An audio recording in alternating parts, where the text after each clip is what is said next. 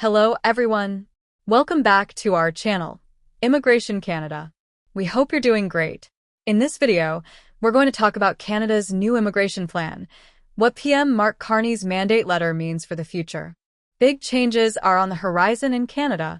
Prime Minister Mark Carney has just released a bold new mandate letter outlining his government's top priorities, and immigration is right at the heart of it. What's changing, and how could it impact you? If you're interested in this topic, please pay attention and watch the video through to the end to get all the information. Please hit like and subscribe, and don't forget to push the notification bell for an upcoming video. We're diving into some big news from Canada's new Prime Minister, Mark Carney. He's just released a mandate letter outlining his government's priorities, and immigration is a major focus. What does this mean for Canada's future? 1. Background on Mark Carney and the mandate letter. For those who don't know, Mark Carney became Canada's Prime Minister after the Liberal Party won a minority government in the April 28, 2025 federal election. A former central banker, Carney campaigned as a crisis manager ready to tackle big challenges like the economy, housing, and international relations. On May 22, 2025, he released a single mandate letter for his entire cabinet, breaking from tradition where each minister got their own. This letter outlines 7 key priorities, with immigration being a big one. Why does this matter? Well, immigration has been a hot topic in Canada, especially with concerns about housing affordability and economic growth. Carney's approach is trying to balance these issues, and his plan has 2 main goals. 2.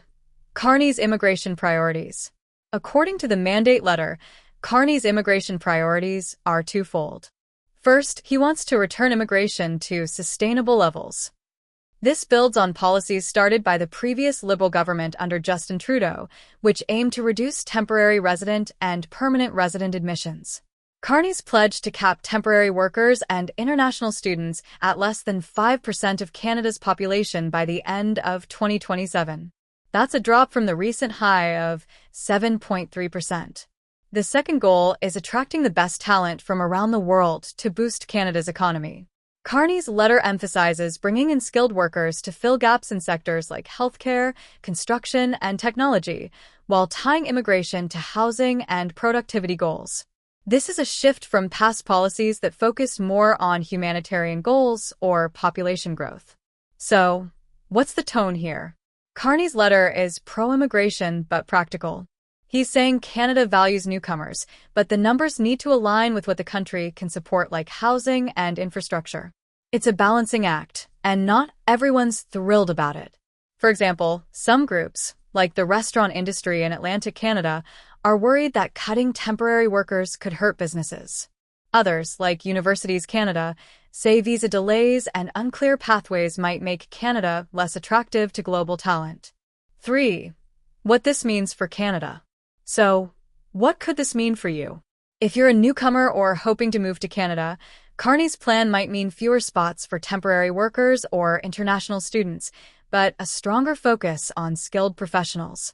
For Canadians, the goal is to ease pressure on housing and public services while still growing the economy. But there are challenges. Economists warn that inaccurate population estimates could make it hard to hit that 5% target. Carney's also got a new immigration minister, Lena Metlidge-Diab, who's tasked with making this happen. Her role will be crucial in balancing economic needs with fairness and inclusion. This plan is part of a bigger picture. Carney's mandate letter also talks about strengthening Canada-US relations, cutting living costs, and boosting housing construction. Immigration is just one piece of a complex puzzle. That's the rundown on Carney's immigration priorities. It's a plan that's trying to address big challenges while keeping Canada open to talent. What do you think? Are these the right moves for Canada's future? That is all for today in this video. What are your thoughts on this? Please let us know in the comments section below. Thanks for watching the entire video. Hopefully the information is useful to you. See you later in the next video. Till then, take care. Canada new immigration plan. What PM Mark Carney mandates later means for the future. Canada's new Prime Minister Mark Carney has unveiled his government priorities It is sweeping mandates, later unifying all ministers under 7 key core with immigration front and center. A former center banker, Carney took office after the April 28, 2025 election and is branding himself as a practical reformer. The immigration strategy has a two core aims: reducing immigration to sustainable levels, capping temporary resident and international students, it under 5% of the population by 2027, down from 7.3%, and attracting global talent in a critical sectors like healthcare, tech, and construction.